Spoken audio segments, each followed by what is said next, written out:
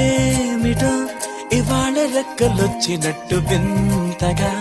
ఆకాశమంచు తాకుతున్న గుండెనే కొరుక్కు తిన్న కళ్ళు చూసినంతనే మనస్సు నవ్వే మొదటిసారి ఏం మార్పిది ఎడారి ఎండమావి ఉప్పెనై ఉంచెనే కలే కాదుగా నీ వల్లనే భరించలేని తీపి బాధలే